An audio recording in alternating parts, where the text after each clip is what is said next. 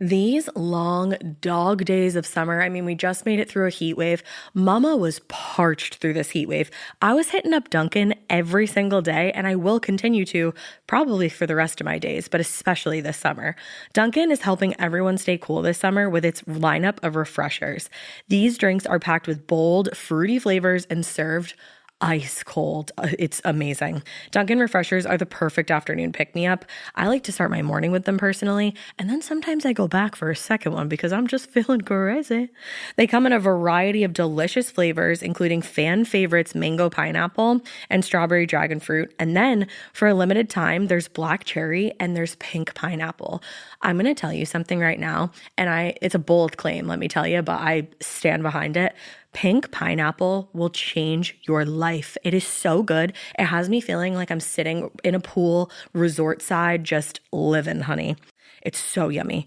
Try your favorite flavor with green tea, sparkling water, lemonade, or Dunkin's all-new limeade. I haven't tried the limeade yet, but I'm going to. Usually I get my drinks made with green tea and occasionally lemonade, but I do really like the green tea. Or if you don't want to build your own, try one of Dunkin's curated refreshers like the Cherry Lime Ricky or the Ultimate Pink Daydream. The Cherry Lime Ricky, scrumptious. I could drink like 3 of these a day. They're so freaking yummy. Head to Dunkin' today and find your favorite refresher. Dunkin' refreshers contain less than 1% fruit juice. Limited time offer. Chilling crime cases are mysterious, but finding coverage shouldn't be. With the State Farm Personal Price Plan, you have options and can personalize your plan to help create an affordable price so you can get back to cracking all of life's bigger cases. Talk to a State Farm agent today to learn how you can choose to bundle and save with the Personal Price Plan. Like a good neighbor, State Farm is there. Head to statefarm.com to get a quote. Prices are based on rating plans that vary by state. Coverage options are selected by the customer. Availability, amount of discounts and savings, and eligibility vary by state.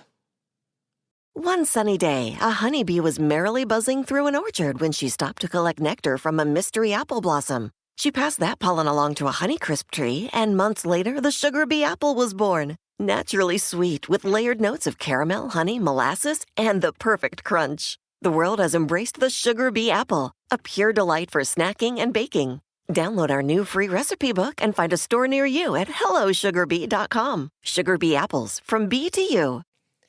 Hey, weirdos, I'm Ash. And I'm Elena. And this is Morbid, baby.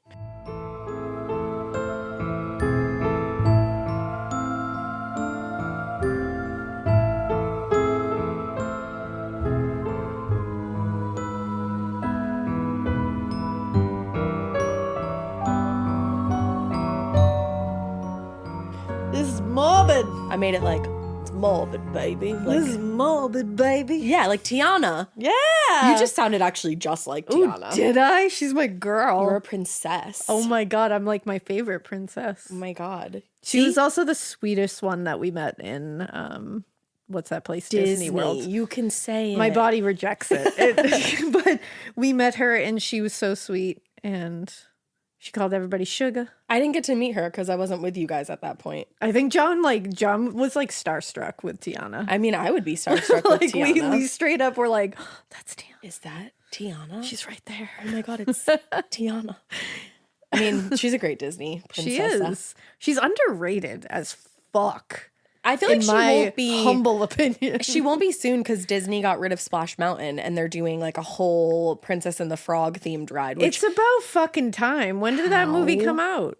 I know. You know, It's about time. I didn't realize how long that movie had come out Yeah. because at that point I wasn't watching Disney movies religiously anymore. Yeah. I mean, Now it's I don't know like- if I ever really was, but Now you are though. now I am. I It fucking came out love in Disney. 2009. I thought it was. It's about time, It's about guys. damn It's time. about time you give Tiana her due. I think And so, Prince too. Naveen, underrated prince in my opinion. Did it just get hot in here? Yeah, it did, and it was Prince Naveen. He's a really hot fictional character. Oh, Okay? yeah, he I don't know is. how I feel about making that statement out loud, but here I am. My girls love Prince Naveen. I know. He's their guy. He is. Yeah, I think he's probably like, out of all the princes, I would say he's the hottest.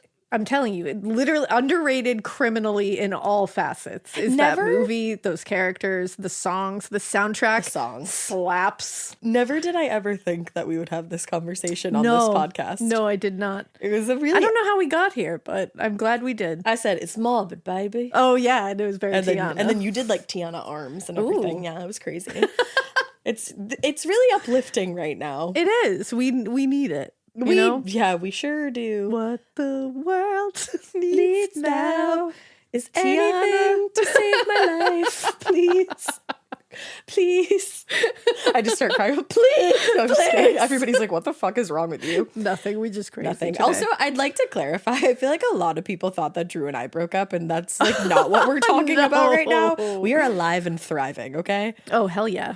I just wanted to put that out there because we just sounded very stressed and I didn't want people to start speculating further. No, everything's honestly, it's just one of those weeks. Yeah, I think Mercury just came out of retrograde and we're in a like, shadow period. Yeah, we were feeling a weird way. We turned the room around. Yeah. We changed positions and now we're feeling much better. We're kind of like at a chat set now. It's pretty good. Yeah, it's pretty sweet. You know why we were feeling that way? Like the way that we were. Not only why? Mercury was in retrograde and now it's in a shadow period. I don't know if the moon is still in Cancer, but as of yesterday it was. And that gets you in your fucking feels. Oh. But then we're entering Gemini season, the best season. And so everybody's feeling like the best season. Debatable. We could do this all day. So everybody's feeling like a bitch, see? I just proved that. And so did I. I was like, let's go. Everyone's feeling like a bitch. I'm like, true. You're like, I know. Correct.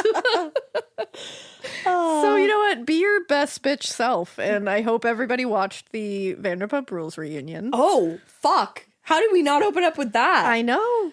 I mean. Guys, I don't know what to say about it. I'm going to go to timeout. It was when James said, nah, it's not hitting for me. It's not hitting for me. And Lala said, I didn't even listen. It sang. James and Lala's friendship forever. Oh, all day, every day. Ever. I'm very excited about episode 2 and 3. And I hope that you guys are too. Yeah, just one more quick thing. Lala on her podcast, which everybody should go listen to. It's called Give Them Lala. Fucking love it. And she said that she texted her producer about the first part of the reunion and was like, holy shit, like this was incredible. Like, yay, I love it. And the producer was like, oh, you think this is good? It doesn't even stand up next to part 2 and 3. Don't even tell me that. I already did. Don't even. I think I told you twice because I'm pretty sure I told you this morning. I'm going to wish time away. I mean, me too. Aren't we all? We are. But yeah, so we Tiana'd, we Disney'd, which was crazy. We Vanderpumped. And now we're going to Morbid. And we Zodiac'd too. Oh, we did. We covered all the astrology'd, not, well, you know, we Zodiac'd and astrology'd. So now we're going to Morbid. Yeah, we're 6 minutes in, I think. So like, perfect. We're good. I like it. Here we are. I'm going to bring you down because this is a really, really sad case, a really tragic case, a really gnarly case. Oh, good. And I feel like this case, it makes the most sense to start in the middle, which I used to do a lot, and I haven't done that in a while. Oh, I love that. So I'm excited to. Let's go. I'm going to start in the middle. We're going to work our way back to sort of the beginning, and then obviously we will cover the downfall of the monster of the case at the end. But I'm not going to like give it away who it is just yet. Don't worry. Don't give it away. I won't. Don't you fucking dare. I said I fucking wouldn't. All right, I'll trust you. That's good. We should always trust you. We should always trust each other. Always trust me. Always. I don't really know what happened there. Anyways, so bring it down. So everything happened just one day after Christmas in this case. Yeah. That's upsetting. Yep. And it was December 26th, obviously. The year was 1997. And police and fire were called to the home of Nick and Dawn Hachney in Bremerton, Washington. So when they got to this house, it was absolutely engulfed in flames. Ooh. But as far as the investigators knew, the house was empty. That unfortunately changed when they were able to make their way inside, and they were immediately hit with the smell of burnt flesh. Oh, no. Yes. And somebody thought, you know, maybe it was like one of the dogs that got stuck inside. Oh. But as the firefighters searched through the first floor of the home, they weren't finding the source.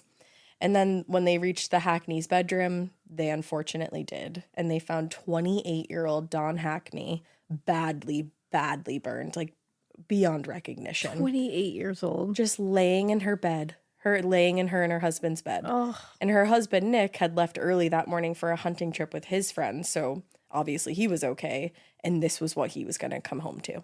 Oh. So the fire had started well after Nick went out for the day, and the Hackney's neighbors, Tim and Amy Pitts, they were the ones to call the fire in. And how they noticed it was Tim's coworker, Jeff Richardson was his name.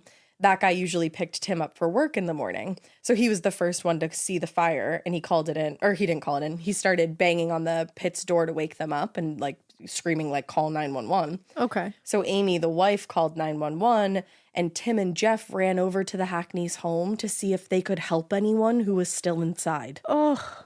Now, Jeff was able to kick the door open, but by that point, the fire had already spread to the first floor, and the room was filled with not only flames, but like super thick black smoke. It was obviously beyond dangerous, but Jeff tried to make his way into the living room, just wanting to help anybody that was inside. Yeah. I kept trying, but the flames and the smoke kept pushing him back. It was obvious he wasn't going to be able to get inside without getting physically hurt himself. So at that point, there was literally nothing they could do except wait for first responders to get there. So they just stood on the lawn and watched the house burn. Oh, that's awful. I can't imagine. No. Like, you see that in a movie and you're like, oh my God. Like, I can't imagine. Oh, that's awful. So Nick Hachney pulled up to his house, this chaotic, or what was left of his house, this chaotic scene, a little after 10 in the morning. And he was met at the steps of the home by Chief Deputy Coroner Jane Jeremy. I believe is how you say it. And a coroner walking up to you? Yeah. So she steered Nick away from the house, luckily, and back towards her truck, and she explained what had happened. And he was like, oh my God, Dawn and I spent Christmas together with our family earlier, like yesterday, but she wasn't feeling very well. She had a gnarly head cold, so she took Benadryl to go to sleep. And he said that he had woken up around 2 a.m., or excuse me, she had woken up around 2 a.m. to take another dose, and she wondered out loud whether she had no tolerance for it because she didn't take that medicine very often. So she was like, oh my God, like this, I'm kind of feeling this. So that was his explanation to the coroner the day before. How she would sleep through. And how she would sleep through it. So it made sense to the coroner. Yeah. Because the position of Dawn's body on the bed suggested she hadn't even tried to get up to escape the fire. Oh, wow. Which at first was baffling to investigators. They were like, nobody would just sleep through a roaring fire like that. But if Dawn wasn't used to taking Benadryl, it was possible that it had a strong effect on her and it kept her sleeping entirely while the fire occurred. That's some strong Benadryl. Oh, it is. Yeah. So as far as anybody could tell, Nick Hachney was completely devastated, and he started leaning closely on the members of his and Dawn's church while he grieved. He and Dawn had been married about 7 years at that point, and they'd been together even longer from when they were dating. So this was going to be a process for him to get over. Yeah. But before we get into that whole process and what it looks like, I want to tell you more about Dawn, more about Nick, and more about their life that they had made together. Okay. So Dawn Marie was born December 5th, 1969 in Seattle, Washington, to parents Donald and Diana. Donald worked in a shipyard, which I think is really fucking cool. That is cool. And Diana was a homemaker. And Dawn was their first child, and she would eventually be the oldest of 4 kids and their only daughter. She and her brothers, Dennis, Darren, and Derek. They were all raised in Bremerton, Washington. Oh, okay. So she had lived there her entire life. Now, their childhood was not always the easiest. Dawn's mom, Diana, struggled a lot with anxiety, and from the sounds of it, probably depression too. Oh, okay. She was really going through it. And she, by her own admission, quote, required more love than she could get from her husband, Donald. Oh. So I think it was one of those things where they were they were religious people. So I think they stayed together, even though they weren't necessarily the happiest together. Yeah, that makes sense. And for that reason, Diana would sometimes look outside of her own marriage for love and affection, or to put it less lightly, she was stepping out on Donald. Uh-oh. So in 1980, when Dawn was 11, Diana actually left the family and moved in with a man that she was having an affair with. I'm going to stay over here quiet. Yeah, me too. Now, it also turned out that she was pregnant and this man was the father. Oh. Yep. So she had her son Darren with him, but eventually things fell apart with whoever that guy was. And she ended up returning home to the family with her new son. And they all just kind of made it work together. Wow. So obviously things were tense, to say the least. I mean, you just left your whole family. And then you just come back with a baby. I'm like, oops, sorry, I'm here's, back. Here's your brother. So things were tense when she came home, and the kids could feel the tension in the air. So in response to all the tension at home, Dawn really leaned into making her mom happy, and she became just determined to achieve. I don't want to call her an overachiever because I feel like that's like a weird label. Like you're an overachiever. It makes it sound like a bad thing. Well, people give it a negative connotation. Yeah, exactly. Because people do it when you're like working too hard. They're like, oh, you're such an overachiever. And it's like, okay. It's like, I just like achieving, okay? Yeah, I just like achieving, all right? It just feels yucky to call somebody that. So I'm not going to call her an overachiever. I would really just say that she decided to be the light that she thought her mom needed and worked really hard at it. I like that. So in grade school, what she did to do this, she became a champion speller, which eventually led her to participating in the Scripps National Spelling Bee, which would later lead to a visit to the White House, where she got to meet then President Ronald Reagan. Wow. I know. Now, wow. I mean, spelling. Yeah, spelling, right? Exactly. Now, so all throughout her school year, she kept that same tenacity, worked super hard at everything she did, and it would actually lead her to becoming Bremerton Christian School's valedictorian in 1988. Get it, girl. Now, after high school, Dawn enrolled at Northwest College of the Assemblies of God, which is informally known as Northwest Bible College. Damn. Like, even the people there call it that. That's a mouthful. It is. I think that's why they shortened it to Northwest Bible College. Yeah, it's just the Bible. The Bible. And it was at college, the Bible College, where she met Nick Hachney.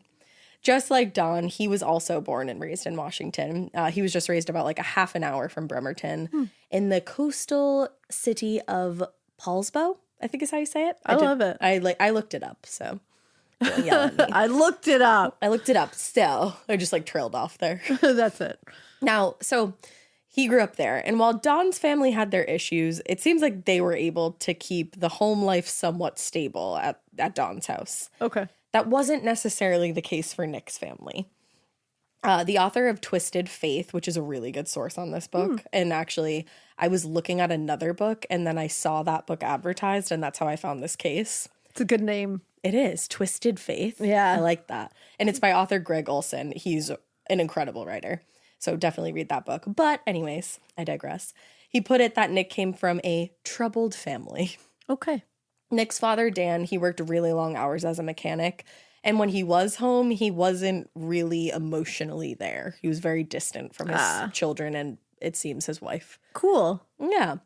And Nick's mom, Sandra, did her best to support the family. She ran a daycare out of the home, and she would take in foster kids when she could. But it didn't seem like she thought too much about the fact that her children were already looking for more themselves. Ooh. And other children just kept coming into the house. Yeah, she's spreading herself too thin. She is. And I mean, for like a great cause, bringing in foster kids is amazing. Take care of these kids that are already here first. Yes. Make sure their cup is full. I agree. So that's the thing. Their home life became even more chaotic with all these other kids running around. And this is really sad. Later in life, Nick would tell his friends he always felt like his mom preferred his brothers and his sisters. And he said sometimes even the foster kids to him, like even his foster brothers and sisters. Oh. And he said, looking back on the situation, I don't think she ever loved me. Actually, I think she hated me. Oh my God. Really That's sad. awful. And I'm like, I don't know why you thought she hated you. Yeah, like what would make you think that? Exactly. That's troubling. It is. So obviously we don't know if she actually truly hated Nick or not. But what we do know is that she did, unfortunately, also suffer from long bouts of depression that left her really repressed and also emotionally unavailable. So these kids didn't really have an emotionally available parent. That's tough. And when she wasn't feeling that way, her time was spent managing the chaos and the needs of all these children in the house. Yeah. So she didn't have a lot of time left for Nick. And because of that, he ended up spending a lot of time alone. Yeah. And eventually, while he was alone, he turned to the Bible and kind of like found peace and harmony in that.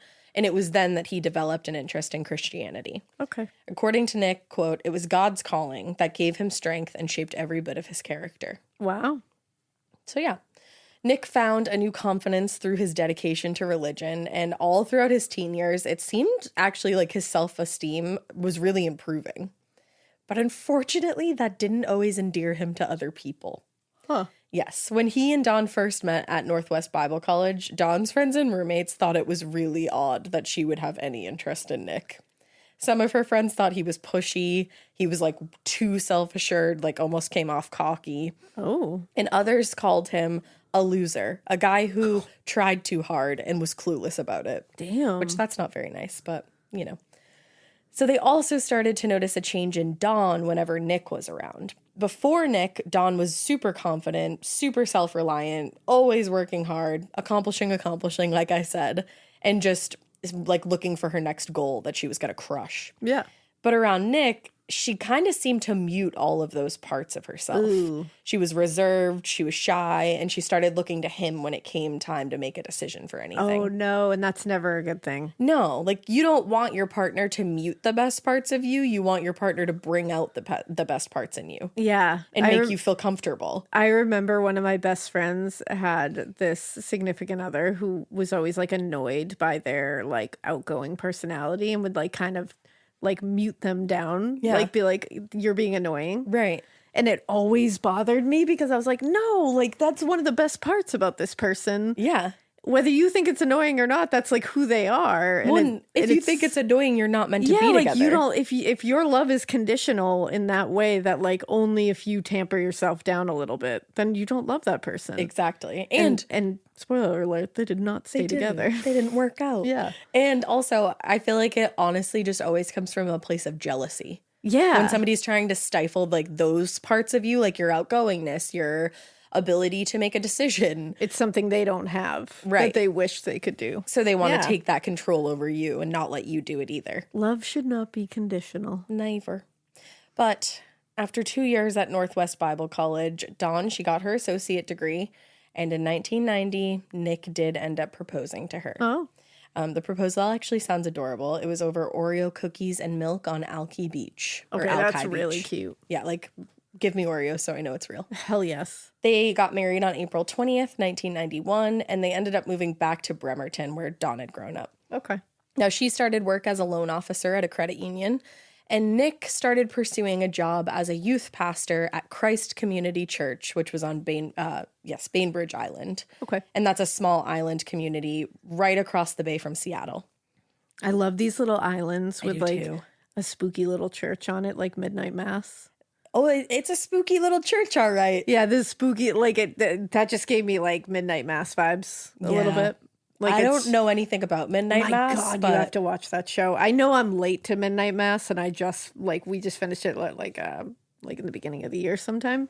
John and I. I didn't know you finished it. I was super late on the midnight mass train, but and it sucks to be late on something like that because you're like, guys, midnight wanna tell mass, and everyone? everybody's like, yeah, I watched that like years there, ago. What done the fuck? that. Like they're just like, you're just doing that now. I'm like, but it's so good. Can I talk to someone? You need to find somebody who has. Well, I haven't seen it. You need to watch it. I was like, you need to find someone who hasn't Why don't seen you it. go look? I should go take a poll in the streets for someone that's never See if seen someone is willing to watch that. that. Girl, You would like it. I'll watch it. I have to finish Succession first. You do. And then I also, offshoot, I just really want to watch Yellow Jackets too. Me too. Okay, great. We'll start But that there's together. that. But this gave me like spooky little church, like midnight mass vibes. And if it's anything like midnight mass, it did not end well for anybody.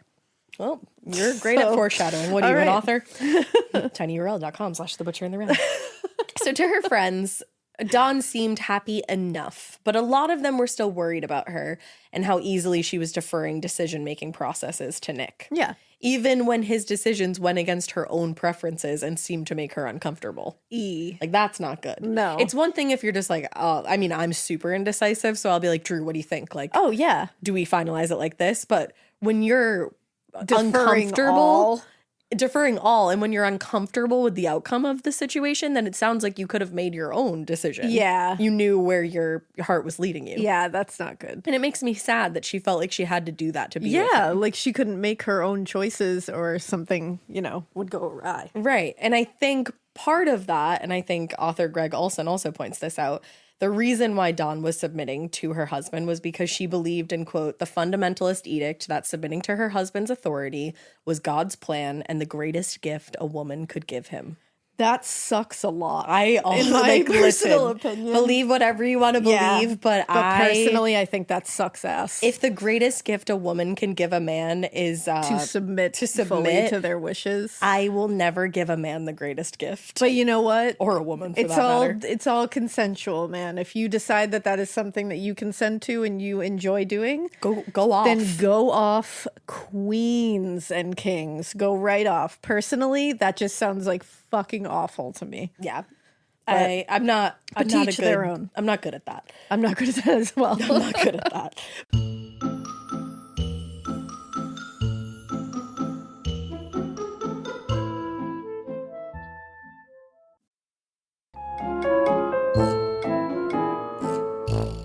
But Nick had dreamed of becoming a youth pastor, and he specifically wanted to work at Christ Community Church because of his connection to his own former youth pastor, who was Bob, also known as P.B. Smith. He sounds like a really cool guy. I'll put it out there. Good.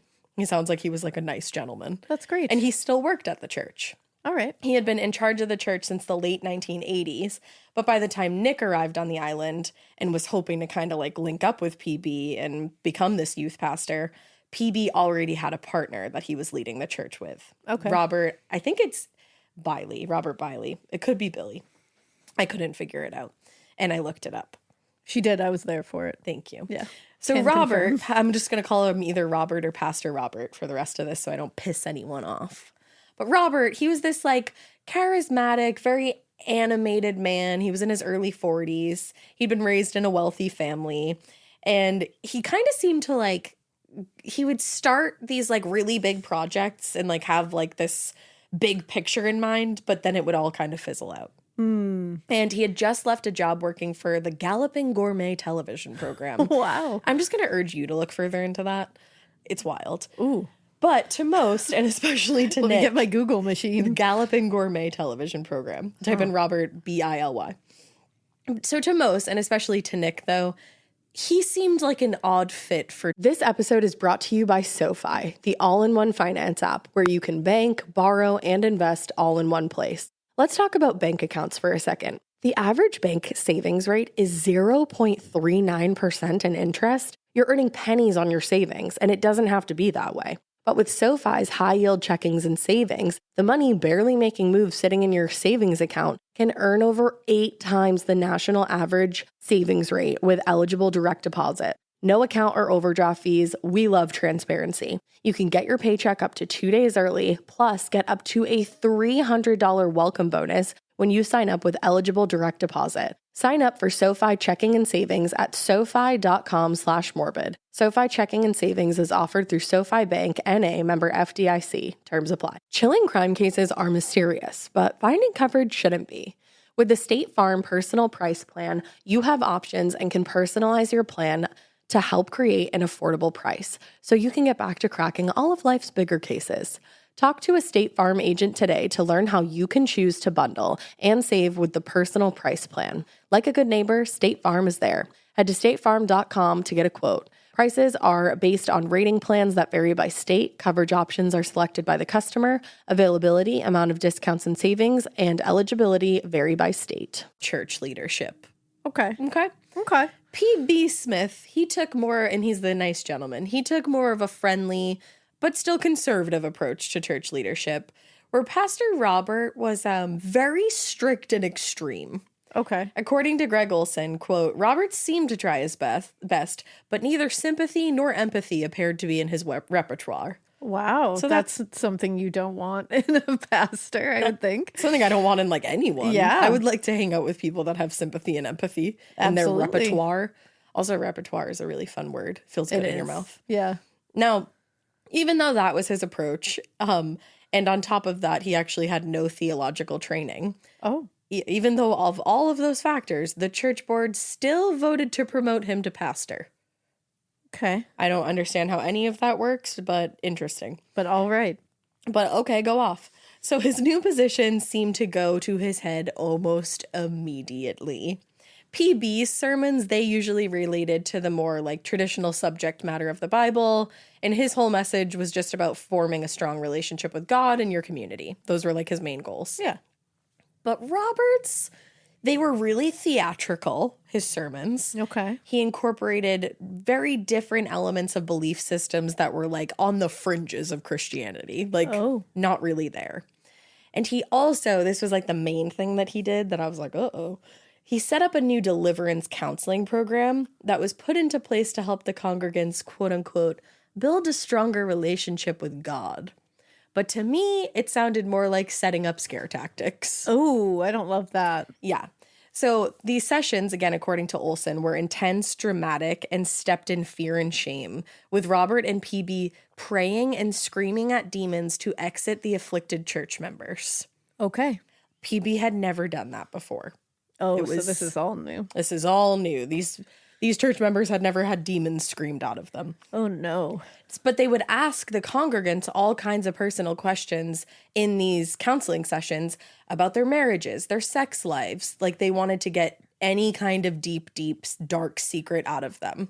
I hate that. And they would also focus on, of course, how wrong it was to be gay, how shameful it was to have an abortion, those kind of things. Yeah. That we personally don't agree with. Yeah. Boo. Mm-hmm. So Greg Olson goes a bit further into his book, this whole piece of this in his book, and I would really recommend reading that section at the very least, because holy shit, the things that they were doing during these counseling sessions are fucked. Ooh, yeah. I hate that.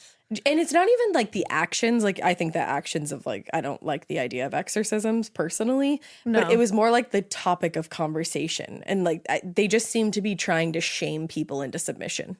I think that's the vibe I'm getting, and that's why I don't like it. Like, that's why I said boo. It just sounds like this is really steeped, like you said, in like shame, fear. Yeah.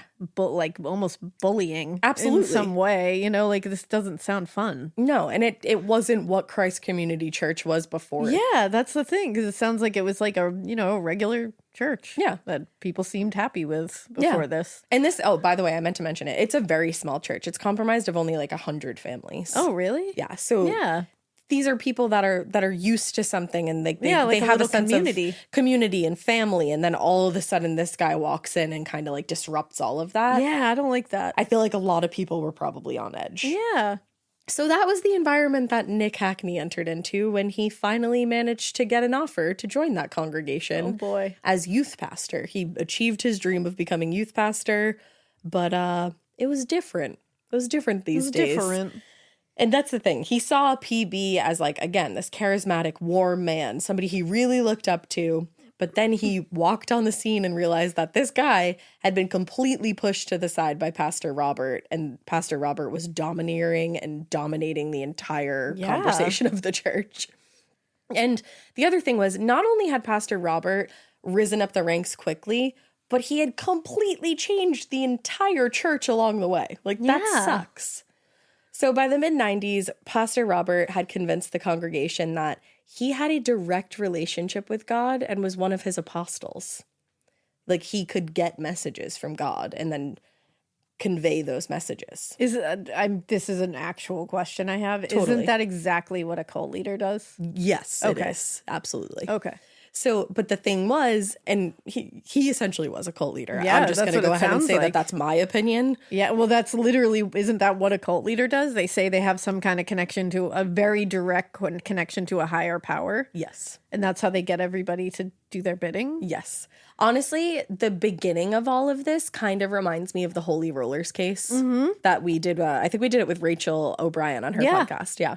That really does remind me of that. It's spooky. But yeah, so he was like, I have direct messages from the big guy to tell you, and that makes my word more valuable than PB Smith's or anybody on the church boards, because they're not talking to God directly. Now, most members at the church, they fully believed him, I think because they either believed fully in their faith or because they were scared into believing him. Yeah. And there were also some members in this congregation that said they were starting to receive messages and prophecies from God, or they had all along and just realized it. Yeah. But those who didn't believe Pastor Robert were definitely scared into silence when one of these people spoke out and called him a false apostle. Uh-oh. So that man who was brave enough to say that. Is it apostle or apostle? I don't really know. Do you say it apostle or apostle? Apostle. It's Okay. apostle. All right, sorry. No, I'm glad that you said it. I didn't get it later. It's apostle. So this man called him a fake apostle. There you go. It's losing all meaning at this point. It sure is. But that man and his entire family were excommunicated from the church in a 10-page letter that was actually written by P.B. Smith and circulated throughout the entire congregation. Damn. So this family, they made an example out of them. Yeah. So Robert was free to and continued to take the church in a more conservative direction at this point. And now he was insisting that they should be homeschooling their children, eating healthier diets. Oh, don't tell people what to do with their kids. Don't and ever their tell bodies, people what to do for with that their kids matter. or their bodies. So yeah, he wanted them to not only do all of that, but also start dressing more modestly. This is becoming a cult, everybody. It absolutely is. Like, Jesus. Now, since it was well known that Nick and PB were close, Robert didn't really have much interest in Nick when he first joined the church. He figured Nick would probably just be kind of an extension of PB and not worth his time or somebody to push out. Yeah. So it kind of came as a surprise to the pastor when Nick approached him and asked Robert to take him under his wing. Like Nick said to Robert, "Will you take me under your wing?" Huh. He apparently said, "I'm working with PB and we never do anything. I don't want his culture to affect me and cause me to become like him." You don't want to be a charismatic, warm man? A charismatic man? Charismatic, warm man? Yeah, what the hell? Like, what? It's like, you look at this guy, do you want to be like him? Like, I mean, cult leader. Power. Yeah. So even though he'd been close with PB for years, Nick clearly identified Robert as the stronger of the two, and that's why he wanted to align himself with him. He wanted to align himself with the guy he thought was going to come out on top. Oh, that never works out, man. It doesn't. Unfortunately, Robert did kind of seem to come out on top, but That's upsetting. didn't work out for Nick. But similarly, Robert saw Nick as a tool to help him achieve his goal of ousting PB and just taking over the church once and for all as senior pastor. Which I didn't realize that there was even levels of pastors. I didn't either. I knew there were actually. like That's youth. interesting. Yeah, I knew there was like youth pastors for But I like, the thought that was like kids. just because they were like kids. Me too. Yeah. But anyways, by early 1997, Nick and Dawn had gotten really sick of moving around. They were moving around a lot. And obviously the inevitable cost that comes along with that. They were in like the little side business of flipping properties. But Dawn was also getting tired of that. She just wanted to move into a home where they could build a life together. Yeah. And not have to like fix up a ton of shit. Absolutely. So when Nick found yet another fixer-upper for sale in East Bremerton, Dawn just reluctantly agreed that it was time for them to become homeowners. They were going to buy this house, fix it up, flip it, but not sell it. Okay. But she didn't want to do that, but she agreed because it's what Nick wanted. Oh. Yet another house to fix. Defaults. Yeah. Right. But the thing was, she and Nick spent the better part of the winter and early spring remodeling. But by the spring of 1997, the cost of renovating and the second mortgage that they had taken out on the house put them very deeply into debt, Uh-oh. which is not good. Not a good place to be. Not a good place to be. Tensions run high. Tensions were running very high inside of the house, but the congregants of the church thought that Nick and Dawn just had the perfect marriage. They saw them as this loving couple. They saw that Dawn seemed to be willing to do whatever it took to support Nick's dreams, and she was. She absolutely was. It sounds like it. She worked really hard to always support Nick, but the renovation and the spiraling debt was really starting to put a strain on their marriage, and it went deeper than probably anybody could have imagined. Now, one afternoon, Dawn met. I kept saying meant. Meant. Dawn met for lunch with her friend Eunice. Eunice had also fallen on hard times recently, so she moved back in with her parents. And she was one of Dawn's friends that wasn't really so fond of Nick. But she was still surprised when Dawn confided in her saying, "If Nick and I end up splitting too, I would never ever want to live with my parents." So Eunice is like, "Oh, she's even mentioning the fact that like they could split." Yeah, like even putting that out there as a possibility. Like, that's a big fucking deal. Yeah. So she laughed it off just like casually and was like, "Well, if that ever happens, you can live with me. Like, don't worry about it." She was half joking, but Dawn apparently replied, "Okay, that might happen." Oh. Yeah. I'd be like, do you want to talk? Do you want Do to you have say something to anything say? more? I think it was like a very like passing exchange, but at the very least it suggested that Dawn was thinking of a world where Nick wasn't a part of her world anymore. Yeah. And it was significant enough that Eunice remembered it years and years after Dawn had passed. So Dawn and Nick's marital issues, they didn't only boil down to the renovation and the debt coming just from that. It was more Nick's reckless spending and irresponsibility with money in general. Like, not just with the house, but with everything. If the church needed something, he would volunteer to buy it. If a congregant needed money, he would lend it to them without any expectation that they pay the money back. Which is like very kind. Sure, absolutely. But like, but not when you have a family, like you also have to have a responsibility to them. You got to put your oxygen mask on first. Exactly. You know? Yeah. So by 1997, he had started also funneling money into his latest dream project, which was a Christian youth camp. He really, really wanted to go all in for this, and he actually even started eyeing some property in Jefferson County. He thought it was going to be perfect for the camp. In fact, he thought that this was the camp that God wanted for him. And his feeling was only solidified further when Sandy Glass, another member of the congregation, who claimed to have very frequent visions from God himself, she claimed that her latest and most prominent vision was that of a new church on a property just like the one Nick had seen for his youth camp. Interesting. Yep, she said she saw this new church prospering under Nick's leadership. Oh. And of course, with her own support, she would be more than willing to help and support. My goodness. Yay. Look at that. My guy, Greg Olson, he notes that notably absent from the vision was any mention of Sandy's husband, Jimmy, and Nick's wife, Dawn. I was wondering that myself. Yeah, no, they weren't in the vision. I was like, is Dawn in there? God said, forget about that. No, he said, no way.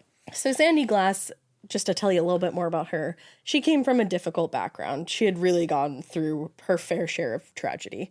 She was only in her 20s at this point, and her first serious boyfriend had died from an unspecified disease. Oh. Her father had been killed in a construction accident. Oh. And her brother was struggling with addiction, which was causing a lot of stress and heartbreak for their family. Oh, she's going through it. She's She's going only in through her it. 20s at Only this in her point? 20s. Oh, jeez. So I can understand why she turned to God, for sure. Oh, absolutely. I can understand why a lot of people do. Yeah. Absolutely. And that's all I'll say about that. Yeah, exactly. Now, she wouldn't let those things become excuses, and she did her best to be a strong source of support for her kids and her husband, Jimmy. But by 1997, things with Jimmy hadn't been going well for a while, and money was tight because they were a single income household, only relying on Jimmy's salary as a carpenter because Sandy was staying home with the kids. Yeah. But she also was very reckless with money like Nick and couldn't stop spending money that they didn't even have. Oh, no. So obviously that led to a lot of fights between her and Jimmy, where Jimmy would just yell and lose his temper or completely distance himself from the situation and go to the bar for hours and hours and hours. No, and they have kids. Yeah. So That's he's either sad. there and like they're fighting or he's not there at all. Yeah. It's sad. Yeah. Now, like a lot of the other couples at Christ Community Church, Sandy and Jimmy decided to turn to the church for help with their marriage, with the deliverance counseling. In their case, that meant turning to Nick Hachney and again, the deliverance counseling program, to which I say big fucking yikes. Uh-oh. And Jimmy's parents also said big fucking yikes. Oh, really? James and Mary Glass, they were like, I don't know about this. They thought that Sandy and Jimmy's decision to turn to the church for help seemed rash, and they also wondered if Nick had the experience or even the qualifications to help their son. Yeah. And they especially started to worry when Nick seemed to take a very, very defined interest in Sandy instead of Sandy and Jimmy as a couple. Uh-oh. And his interest in special attention also wasn't just happening within the walls of Sandy and Jimmy's counseling sessions. He was calling Sandy at all hours of the day, especially during like family gatherings and events that she would have. Even if she was the host, she would walk away and excuse herself and be on the phone with Nick for like way too long, just privately. What the fuck? It was weird. That's inappropriate. It is. And Jimmy's parents, James and Mary, they weren't the first members of the congregation to notice that Nick seemed to pay not only special attention to Sandy, but just to the women in the congregation in general. Oh, Nick. Actually, when Nick took over the counseling program a couple years before, there were multiple people that complained about him, and how he was interested in things that they considered to be very, very private.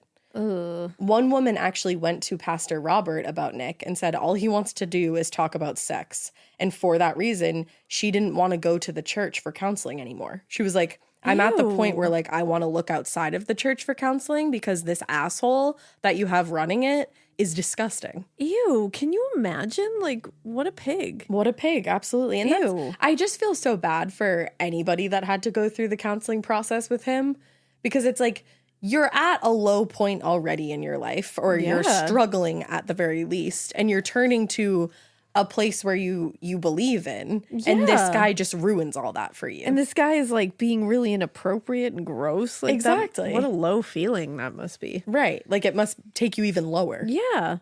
He just preyed upon people.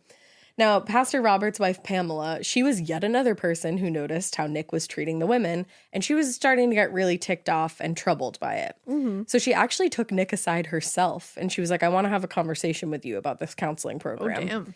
And she was like, you are too eager to involve yourself in people's marital issues, and especially their sexual problems, and you need to knock it off. Well, I'm glad somebody was like, you creep. Yeah, and I love that it was a woman. Yeah. She was Hell like, yeah, she was Pamela. like, cut the shit. She literally told him, and this is a quote, this is marital abuse. You need to focus on Dawn, like your wife. Yeah. You need to comfort her, and Dawn needs to know that she's number one in your life. Good for her. So she was like, hey, why don't you focus on your own fucking family? Yeah, stop being weird. So Nick, surprisingly not one to welcome criticism, just brushed the conversation off and forgot about it.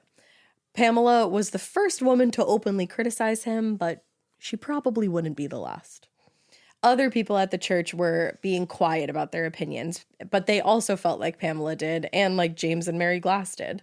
It was clear to them that Nick did not give a shit about Dawn's feelings at all, and they thought it was really gross how he threw himself headfirst into private issues. But at the same time, they trusted PB, who was still with the church, and Pastor Robert, I don't know if they trusted him, but I think they just didn't want to pick any fights with him. Yeah. And they assumed that Nick wouldn't be in charge of this program if he couldn't be trusted. So the church had almost been completely transformed by the fall of 1997. And in late August, Pastor Robert had officially pushed PB out Oh, no. as the senior pastor. Aw. And it was a decision that was actually backed by the church board. Oh, no. So now that he wasn't in charge of the church, PB and his wife just headed off to Africa to do some mission work. I mean, good for PB and his wife. I love it. I think they were like, this has gotten really weird and we need to get as far away from this as possible. Well, and they were probably like, we're going to go do what we are like preaching. Yeah. And we're going to go help people. Exactly. We're Like, going to go you do what we can- believe in. You can continue doing like your version of this, but we're going to do what we were setting out to do. And Exactly. Good for them. Yeah, I agree. But back at the church, the deliverance counseling sessions, they were starting to become routine and they were getting stranger and stranger and stranger. Nick was relishing in this newfound power, and Pastor Robert was too busy to give a fuck. Ew. Too busy becoming a cult leader. The sad thing about telling this story is that because she passed away when she was so young, and because if she had spoken out against anything, it would have caused a huge uproar, we don't know how Dawn felt about all the changes going on in the church. And that's sad. Yeah, and not even only just the changes going on in the church, but the changes going on in her husband. Yeah, her marriage. Like, we don't know how she felt about it because, one, she passed away so young, and also because I don't think she was allowed to say it. yeah, she didn't feel comfortable. Exactly. Obviously. That's sad. It is. By all accounts, she was smart, gorgeous, self-reliant, and she definitely would have had an opinion about what was going on in her home in the church. But like I said earlier, maybe she wouldn't have said it out loud because she took the conservative church doctrine very seriously. Yeah. She always believed that the wife should be subservient to the husband. So even if she suspected that Nick was cheating on her or being inappropriate at the very least, it's not that likely that she would have confronted him. Because that's part of the whole thing. It's like, deal with it. Yep. Quietly. Quietly and with a smile on your face. Ugh.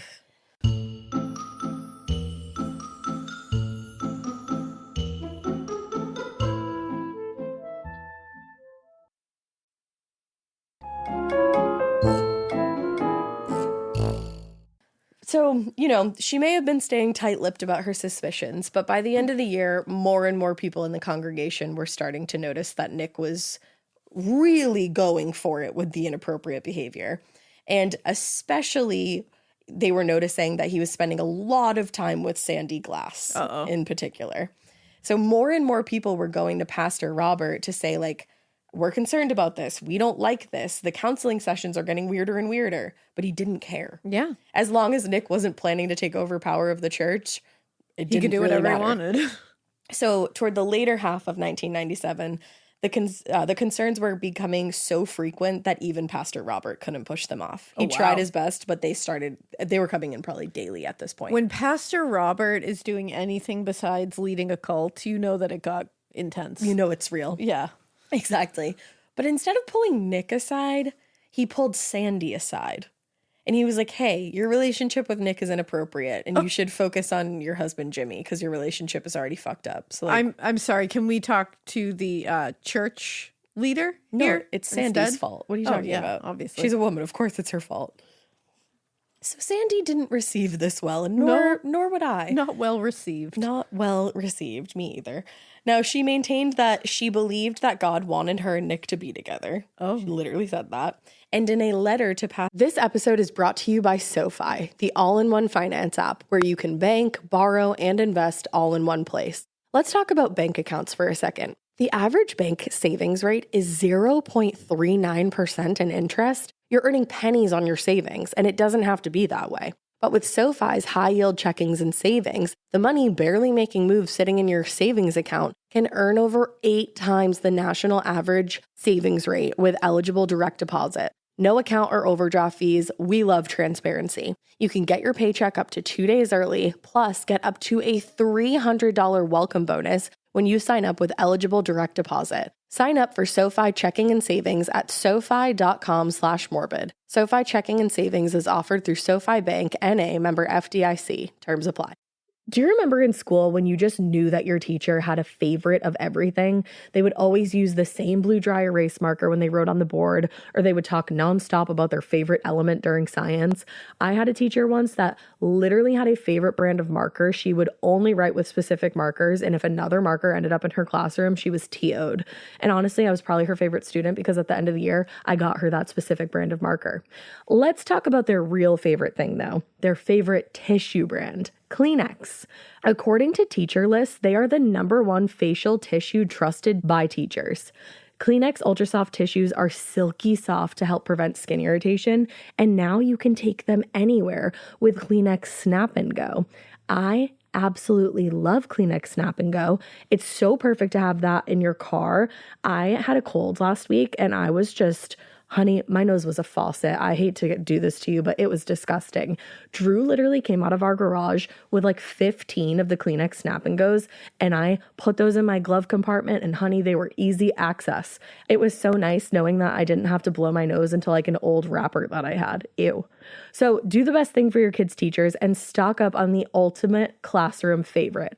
Maybe it'll make them their teacher's favorite student. They definitely have a favorite. Don't even get me started because, again, you know it was me.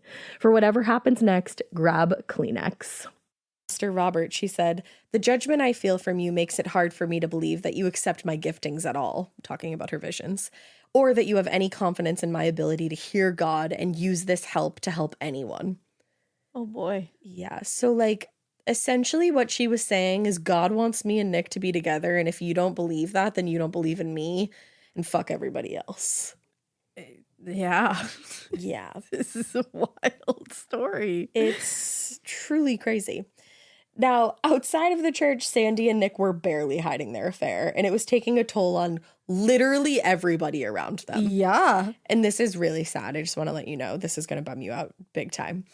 One day, one of Sandy and Jimmy's kids went to their dad, upset and crying, and told him, Mom and Nick told us that after you die, Nick's going to be our new dad.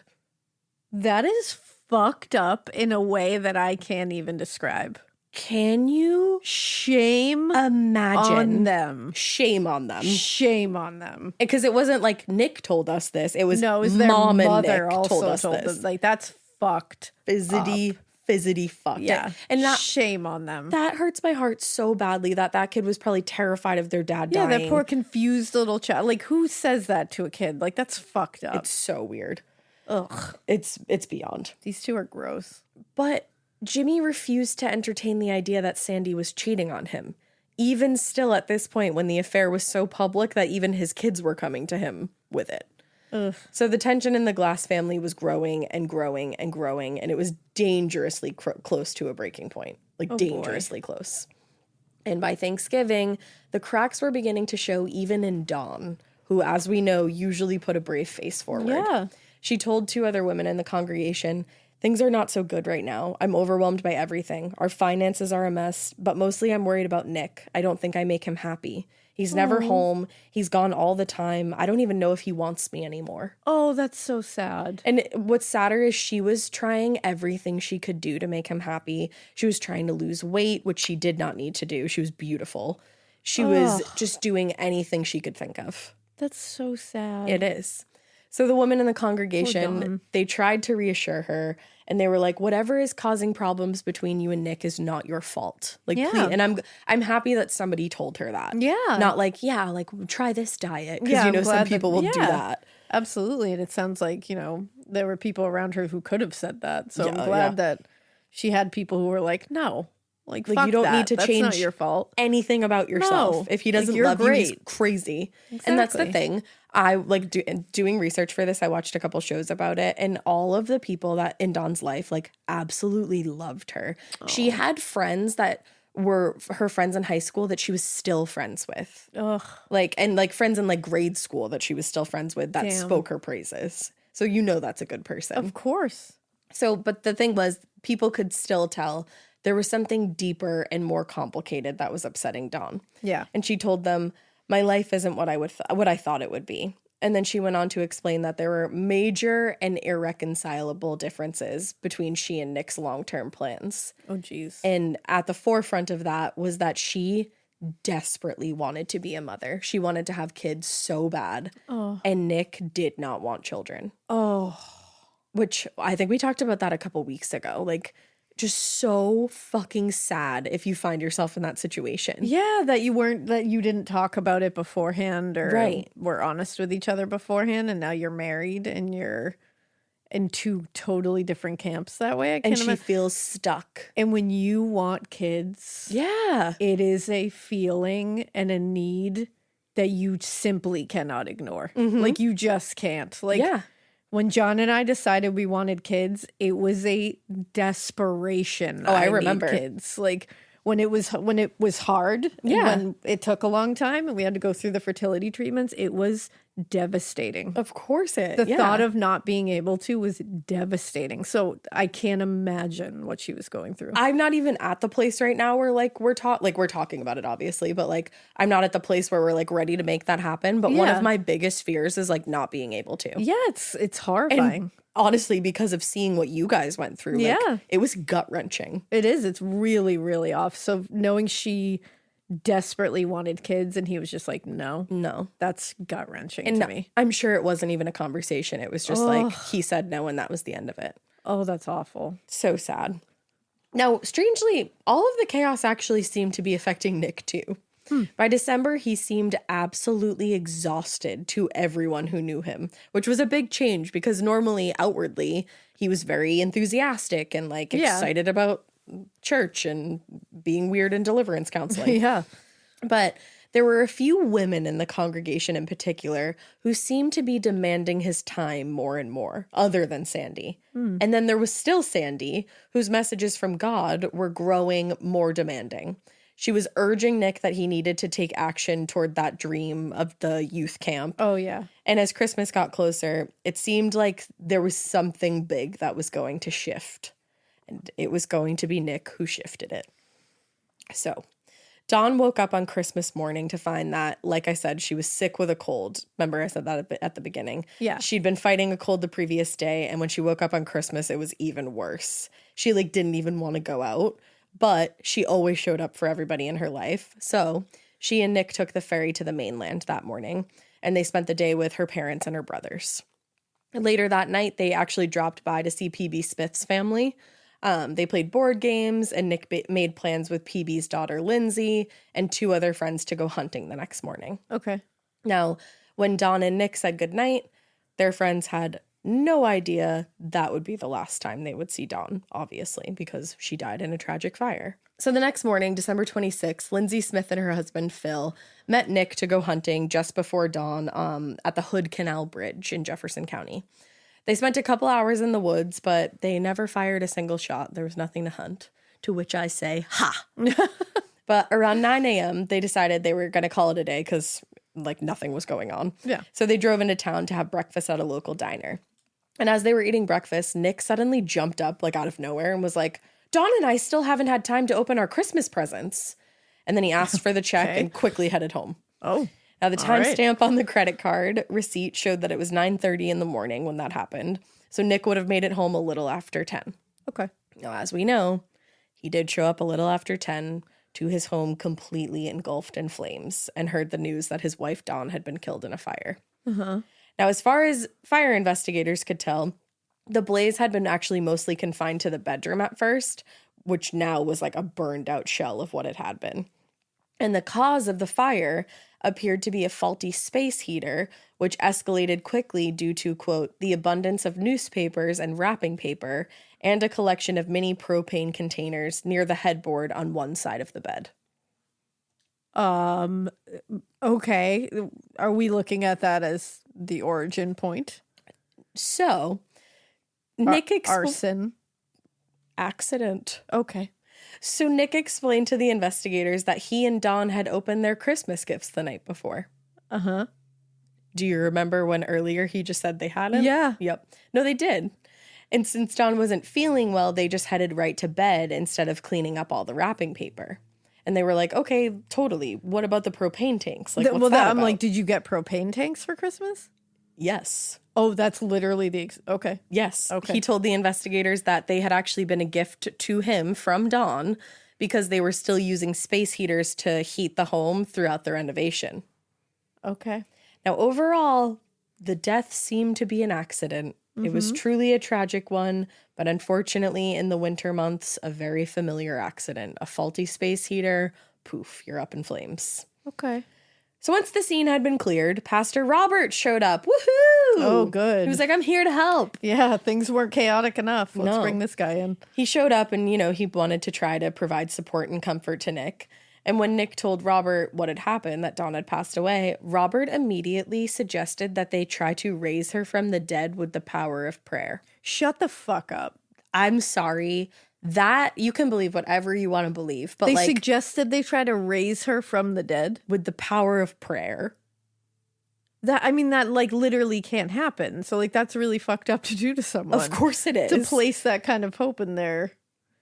Okay. But he had been doing that back at church. His sermons at the church had recently come to include the belief that certain people, those of the truest faith, had the power to resurrect somebody from the dead. Okay. Or the truest of faith had the power to resurrect themselves. Okay. And to him, it seemed like there was no better time to put that practice than with somebody from his own congregation. Yeah. He was like, let's go. But the mention of resurrection seemed to alarm Nick. He jumped up from the truck bed where they were sitting in and insisted that nobody should try to pray over Dawn's remains. He insisted to Pastor Robert and told him she's been so badly burned, she'd be in terrible pain. It would be awful. Okay. Which, if that absolutely. is a belief system that people are holding here, that this could happen, that is a very reasonable thing to say. Yeah, absolutely. And something that I can absolutely go, oh, yep, I get it. Mm-hmm. For sure.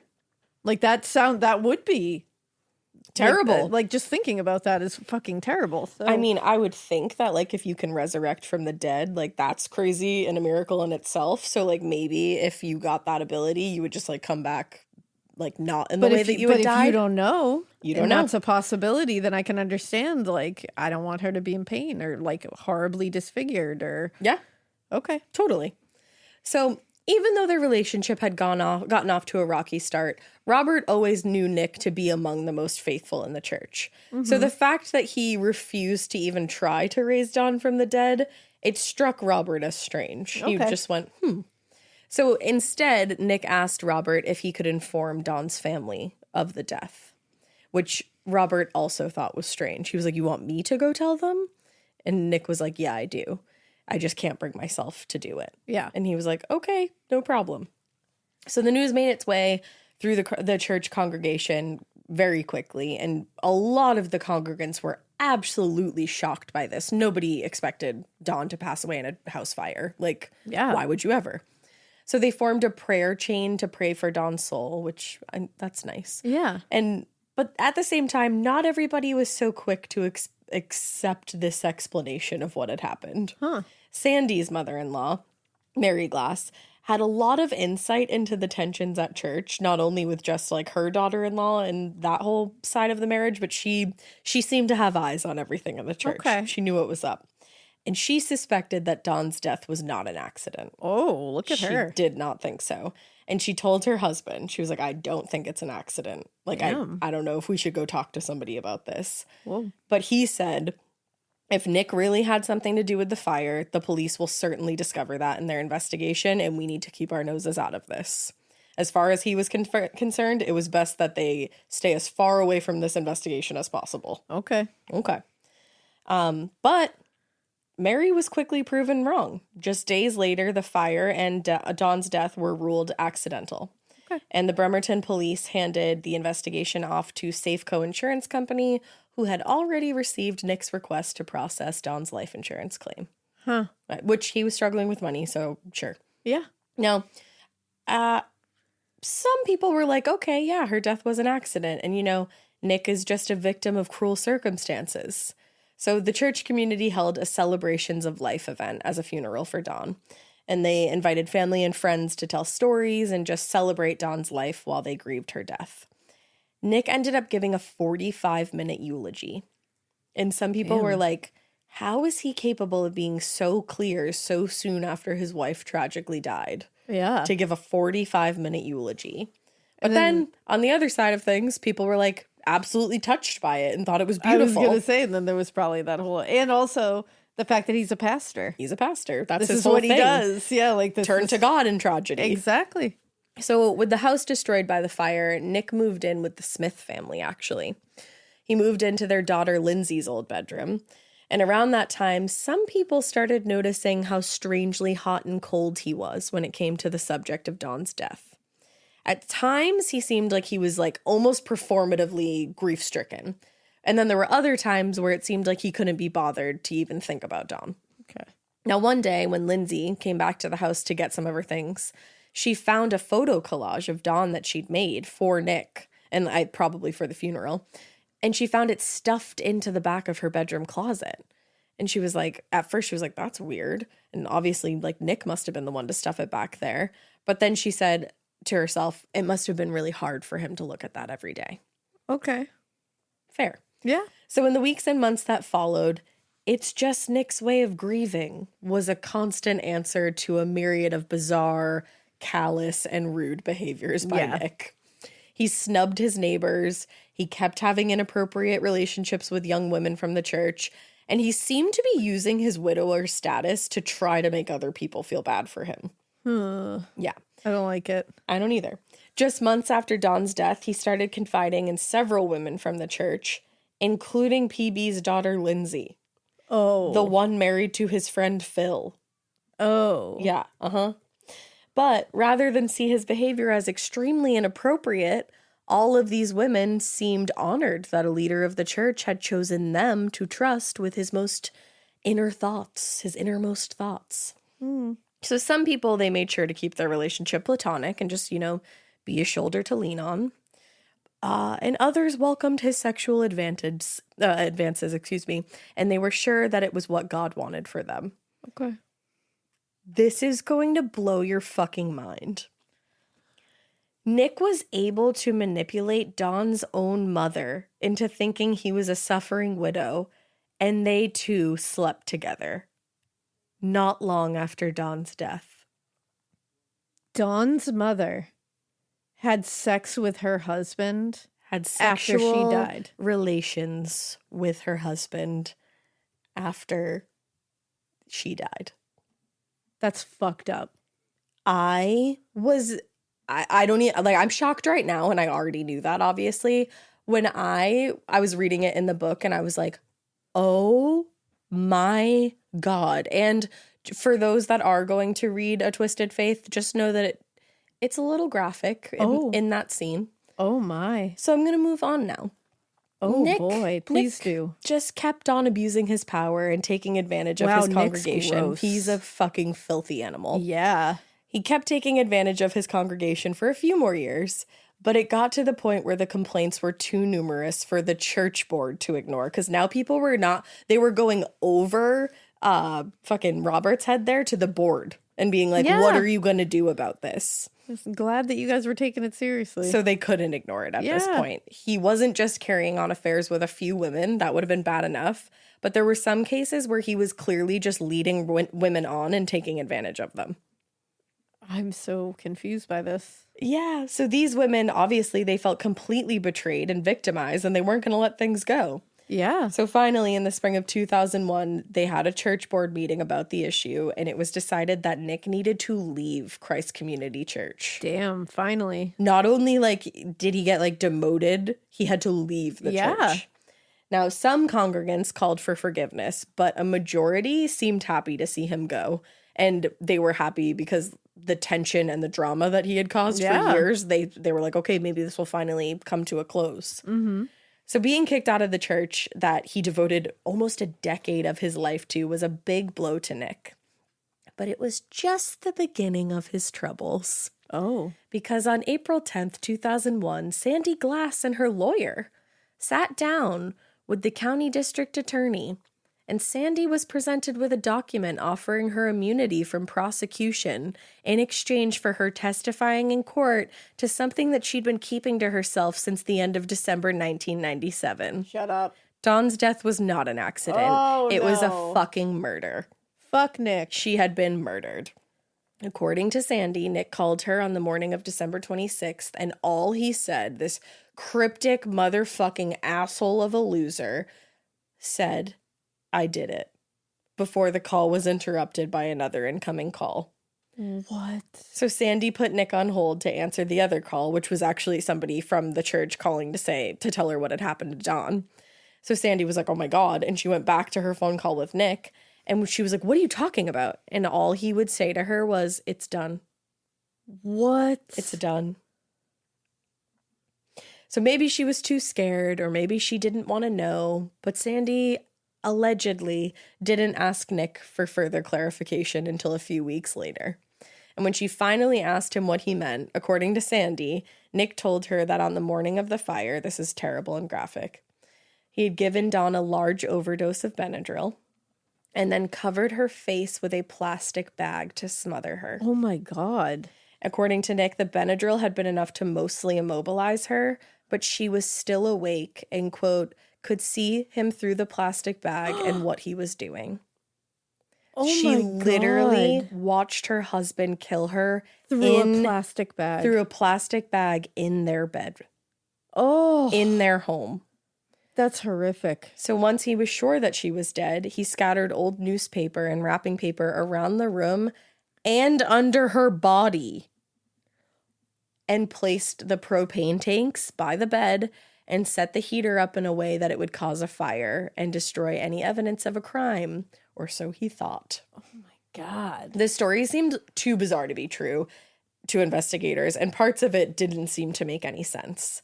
But it did explain some of the more unusual aspects of the case, like why Dawn wasn't even slightly roused by the raging fire around her. She was already dead. Why there was no soot or carbon monoxide in her lungs. I'm sorry, we ignored that to begin with? We didn't ignore it, no, but we came up with a very fucking weird, bizarre reason for why that happened. Or why in one of the photos of Dawn's corpse taken immediately after the fire was extinguished, why you could see paper lying underneath her body. I don't know how anybody didn't question that. Wow. I think some people looked the other way because this was a pastor. I mean, this is wildly botched. Wild. The fire marshal at the time said he never forgot about this case all throughout the years. He was like, I didn't think it was an accident. Oh my God. But it wasn't up to him to decide. Yeah. So when the prosecutor asked why Sandy hadn't come forward with all this information before now, all she could say was that she was too afraid she'd lose her kids if the police thought she was involved, which I understand, but wow. Oy. And then at the same time, she also had been thoroughly manipulated by Nick to think that their relationship was what God wanted for them. And it was only after she learned that he was stepping out on her too with other women in the church that she realized she was being used. Damn. She realized the relationship was not what God wanted. And then she realized that if this relationship wasn't what God wanted, that meant that God hadn't preordained Dawn's death. It was murder. Oh, no. The story was wild. Yeah, this is wild. reckless. I can't believe that this just like came to me. Yeah. I never would have heard of this otherwise. No. I was just looking at another book on Amazon. This one came up Happened to suggested. pop up. And I saw the whole description and I was like, what the fuck? This is wild. Wild. So this, yeah. It was enough for investigators to reopen the case and look into what Sandy alleged. Yeah. So they revisited the evidence that had been collected in the initial investigation, and they spoke to most of the witnesses and members at the church that they had spoken to before. And in talking to those folks, they learned all about the other women that Nick had been having affairs with. Oh, no. And investigators also reviewed the original autopsy results with the forensic pathologist, who not only discovered that Dawn had toxic levels of Benadryl in her system. Oh, oops. She had 5 times the normal dosage in her system. Holy shit. But that's why he said she didn't think she had tolerance for it and she just kept taking it. Of course. Yep. He was trying to set it all up. But there were also signs of her having been dead before the fire started. Like I said, no soot in her lungs.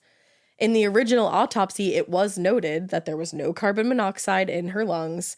And once blood work was done, there was no carbon monoxide in the blood. And obviously, like you were just saying, that was something that did stick out to the forensic pathologist initially, because carbon monoxide always attaches itself to red blood cells in a case like this. And if a person is breathing while a fire rages around them, they will sure as shit have some fucking soot in their lungs. Absolutely. But this pathologist was working under a preconceived idea that the fire was accidental and this was a pastor's wife. There couldn't be murder involved here. No way. That's wild. So that's looking the other way. Of course it is. Like there's no to put that along too with them being like, it is weird that she didn't move at all while being burned alive. Yep. Like Benadryl. You're telling me Benadryl makes it so you don't feel your flesh burning? Like, I'm sorry. She would have moved a little. And maybe it was because it was 5 times the amount, but even still, it doesn't paralyze you. It doesn't kill all the nerves in your body. You're going to feel it. Yeah. And your body's going to move a little bit. You're going to at least attempt to move or shift. Yeah. And for them to take that and also take that along with the fact she didn't have soot in her lungs and along with the fact that there was propane tanks there, it's like, and to not look at that and go, we should take a little more of a look at this and just go, yep, accident. Yeah. That's wild.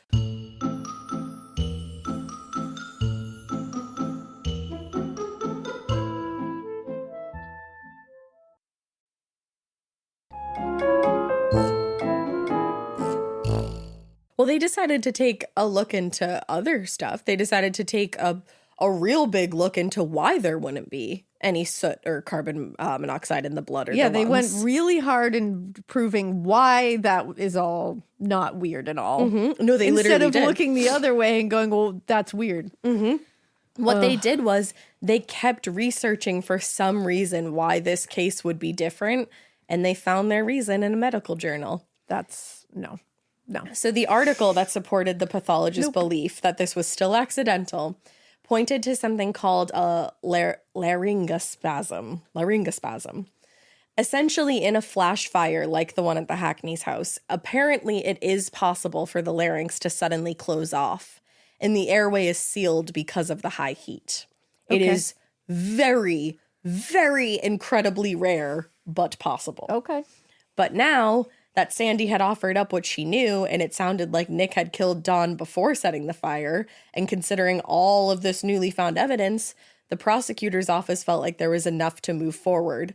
And so a warrant for Nick's arrest was issued. Good. And the pathologist changed the cause of death. Because if this For the lady's means of saying death. all of this and being like, yeah, I know he did it. Like, I know that this happened. He admitted it to me. And then you put it along with all that stuff. It's like, okay, I know rare things can happen that. You know that feeling when you come home late from work and those puppy dog eyes just pierce right through your soul? Or when you're packing for a trip and your cat refuses to leave your suitcase? Yeah, we've all been there. Pet parent guilt is real. And you know what? It's completely normal. That's exactly why Hill's Pet Nutrition exists. They understand that being a pet parent means being human, with all of our imperfections and daily juggling acts. Hill's science-led nutrition helps you give more love than humanly possible. Whether it's those long work days or trying to balance attention between multiple pets, Hill's Pet Nutrition gets it.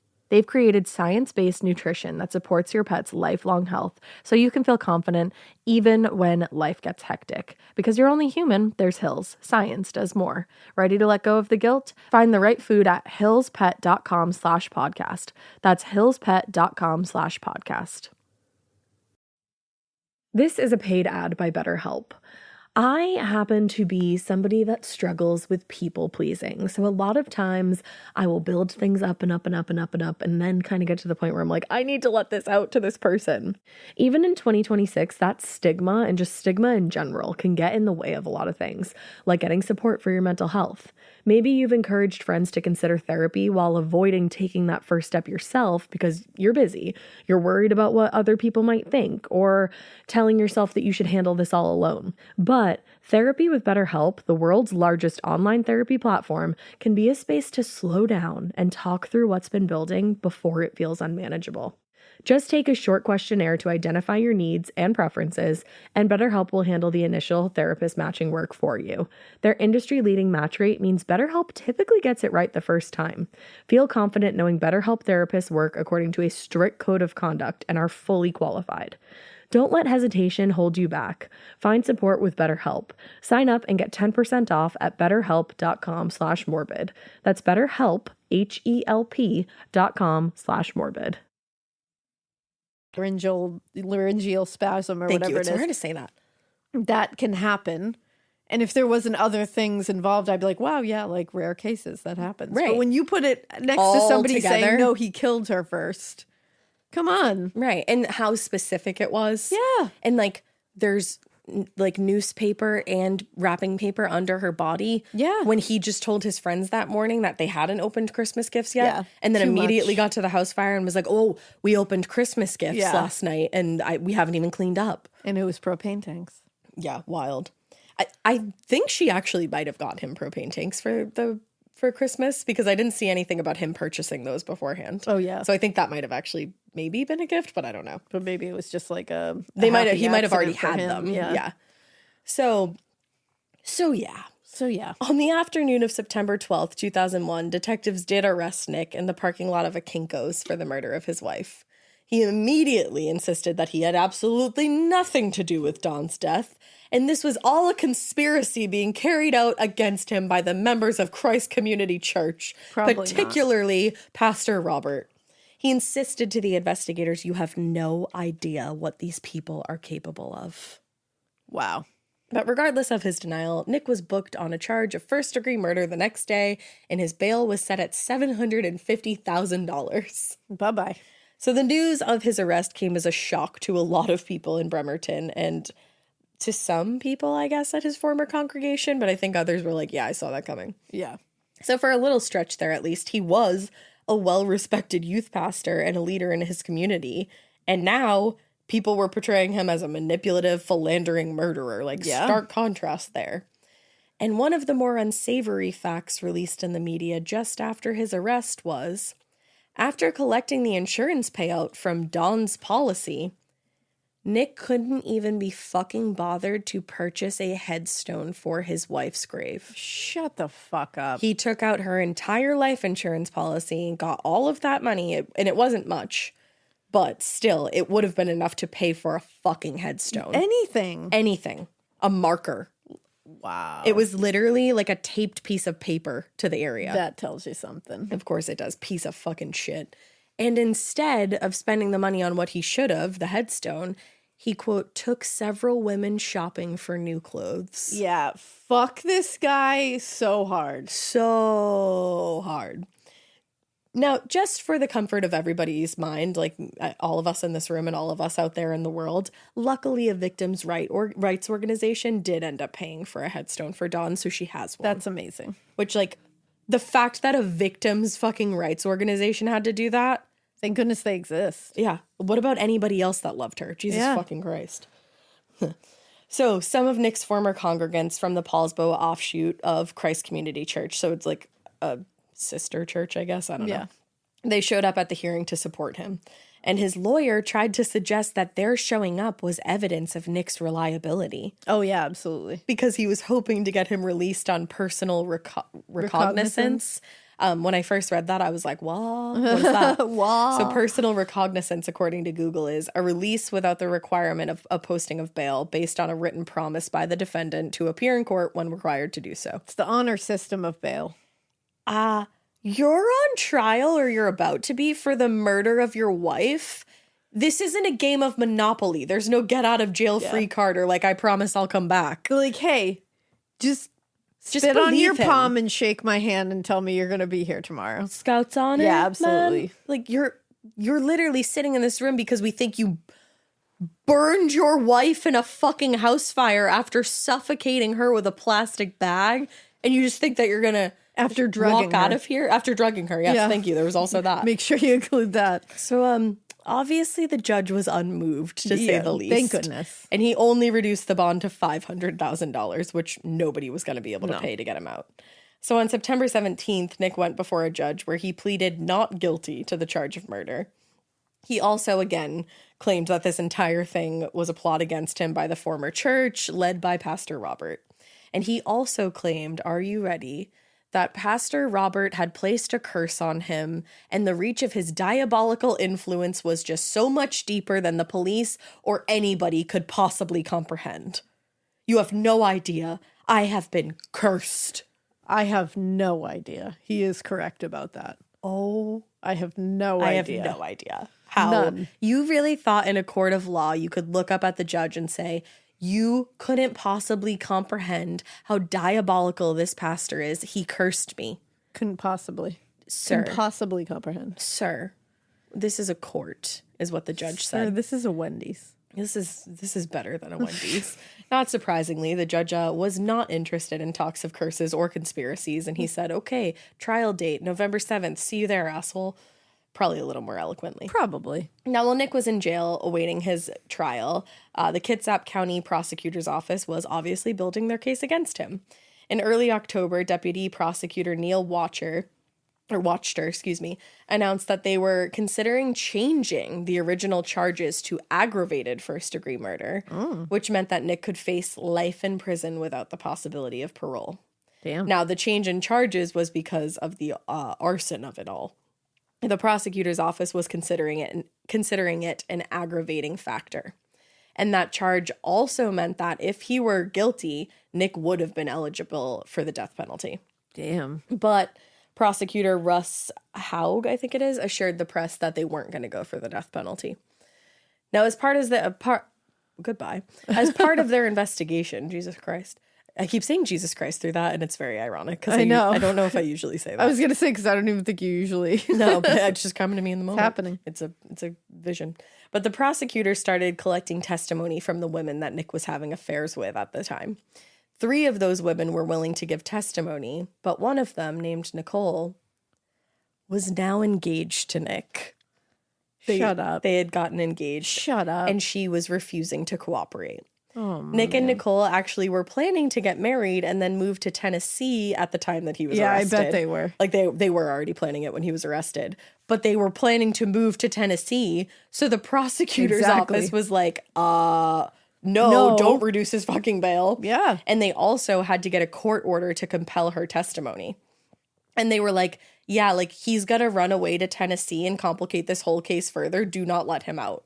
And luckily, at the final bail hearing in late October, the judge agreed with them, and the bail was left at $500,000. My goodness. And he said, killing of a wife is one of the most serious crimes in our system of justice. Like, Yeah. You're not just going to be able to go away for that. No.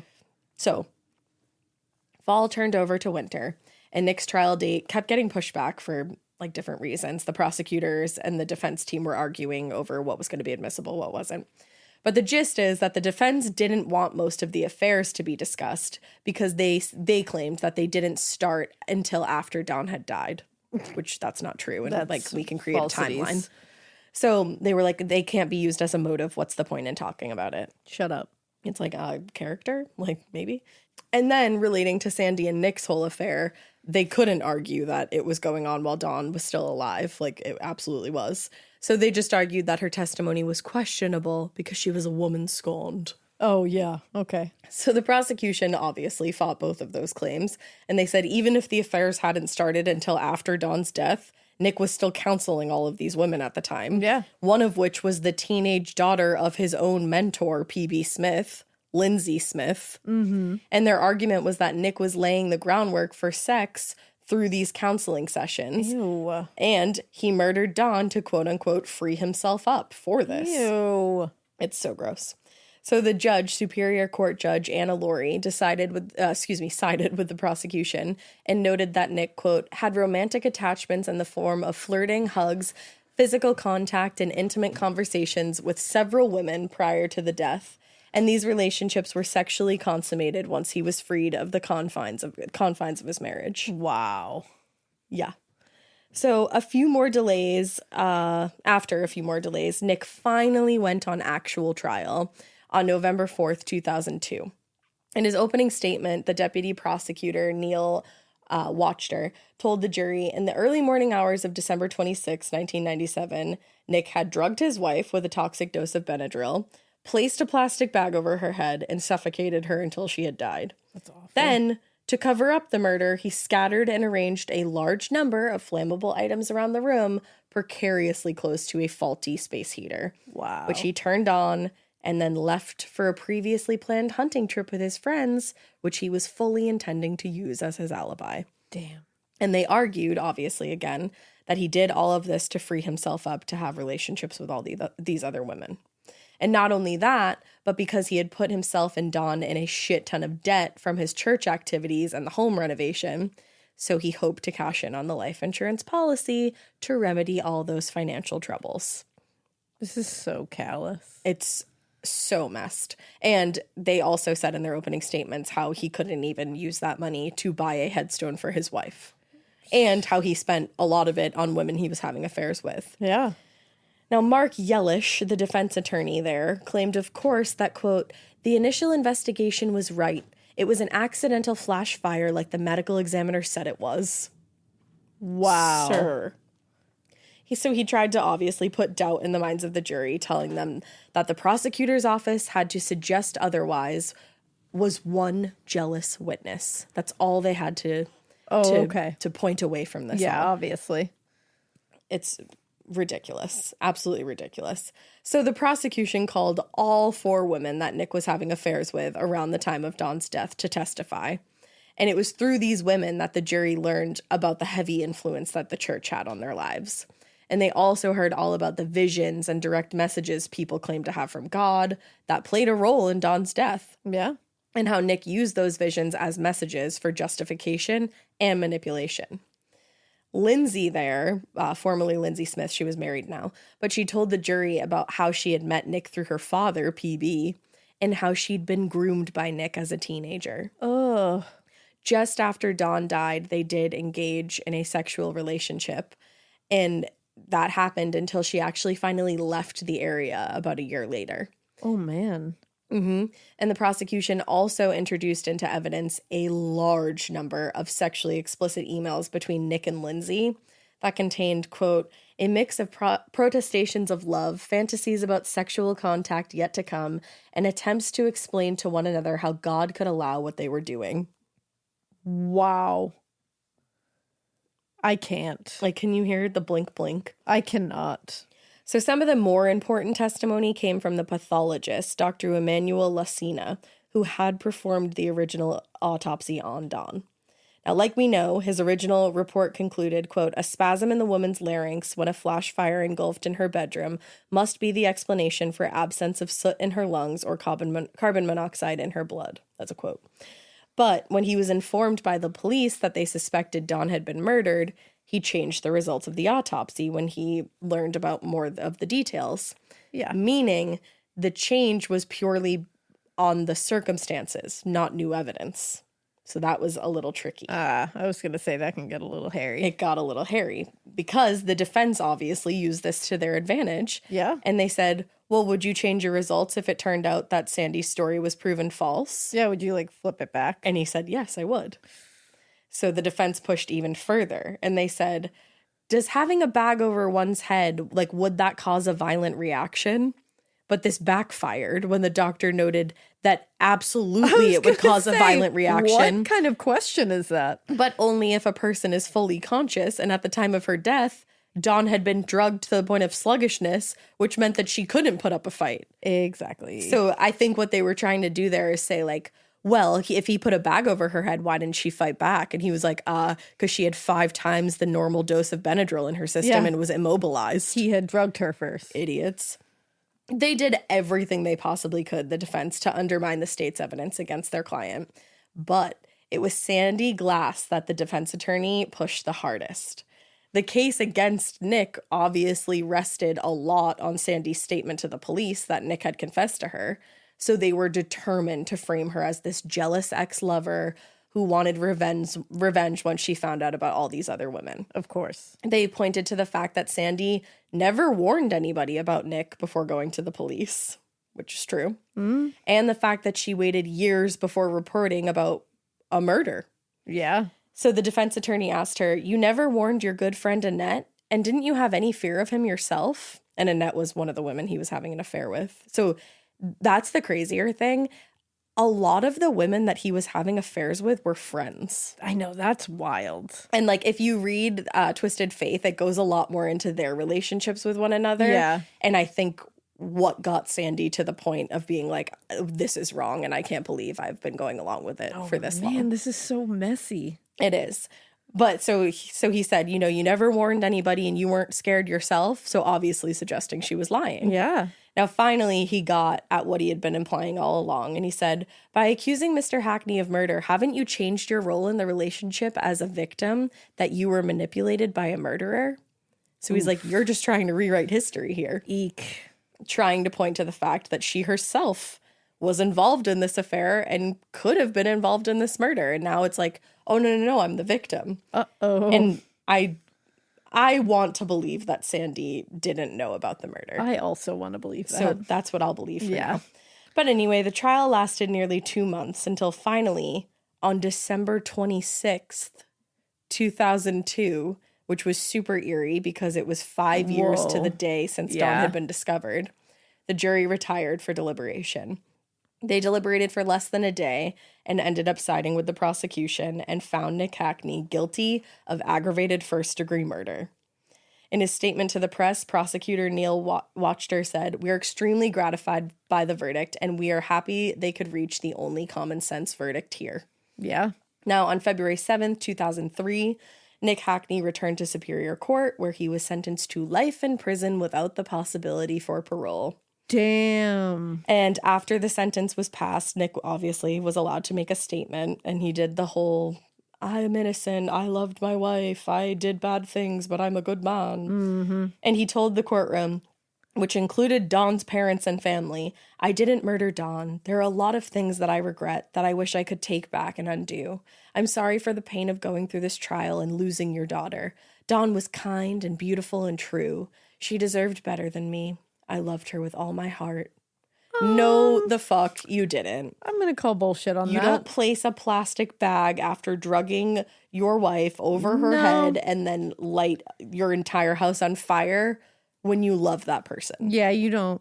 No. I can confirm that. And Dawn's father was absolutely pissed that that was his statement. Yeah. And he jumped up and yelled at Nick, then why didn't you even buy a headstone for her? Good. And then her brother Derek was equally pissed and added, you don't know when to give up. And like they were just like yelling at him. The judge was about to call the room back into order, but they both just left. I'm like, glad they were "Fuck both this." like, you're fucking worthless. See Yeah, you I'm later. glad. See you never. And I my think guy. the fact I think they should be able to respond to that statement. Because that's an absurd statement. It is. And I'm glad that they got to. Yeah. Now, unfortunately, Any comfort found in Nick's conviction was a little bit undermined in the spring of 2007 when the state Supreme Court sided with him on an appeal that nixed his mandatory life sentence, which then sent him back to court for resentencing. Essentially, what Nick's team argued was that the jury was not properly instructed on the aggravating factor thing. Because Dawn was already dead since Nick had suffocated her, the fire happened after the murder, and technically, they were arguing it wasn't an aggravated factor during the course of murder because she was already dead. I don't know how you find that loophole and feel good about it. Sometimes these little loopholes are like, really? But it worked. With the appeal, he was still convicted of murder, but because it wasn't technically aggravated murder, the life sentence was thrown out. And he was resentenced to 26 years in prison. I love that they were like, it wasn't aggravated murder because he didn't burn her alive. He just did that. He just put a bag over her head after drugging her. So that's not really aggravated. No, it's just, that's just murder. Yeah, it's just straight up murder. Just murder. It's like, oh, okay. So that means he could get out within like the next several years. That's awesome. And that is the tragic case of the murder of a beautiful, beautiful soul. I Dawn know. Hachney. Like, if you look up pictures of her, she just seems like such a sweet, kind, beautiful soul. You are better than everyone in this story. Yeah, truly. Except your friend Eunice and like a few of the supporting people.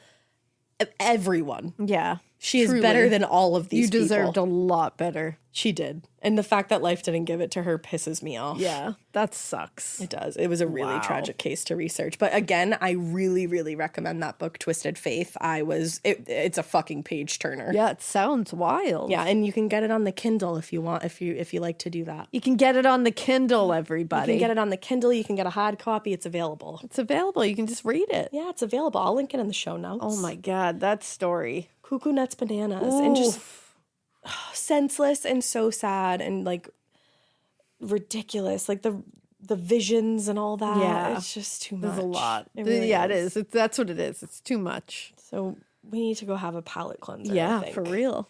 Yeah. All right. Well, guys, we love you. We hope you keep listening. And we hope you Keep it weird. But not so weird that any of this. Just go hug someone and touch grass. Yes, do all that.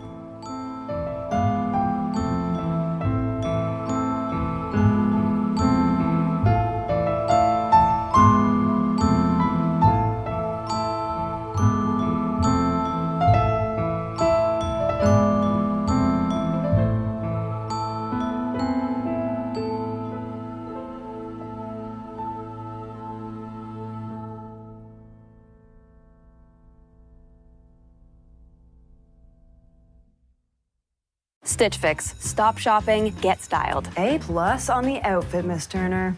You were about to slay parent-teacher conferences. Oh, these? Just the most perfect fitting jeans my stylist sent me. Oh, hello, you, who didn't set one foot in a mall and still looks amazing. Just share your size, style, and budget, and your stylist sends personalized looks right to your door. Stitch Fix. Get started today at stitchfix.com. To my stylist. This look is dedicated to you. Thank you. Thank you. Traditional home security only alerts you after a break-in, and that's too late. Simply Safe is changing that. Stop. This is Simply Safe. Police are on the way. We don't just alert, we stop crime before it starts. Simply Safe, plan starting around $1 a day. Save 50% on your new system with professional monitoring at simplysafe.com/SXM or with promo code SXM. Outdoor deterrence requires a Simply Safe Active Guard outdoor protection plan starting at $49.99 a month. Visit simplysafe.com/licenses for alarm license information. Tennessee 2012.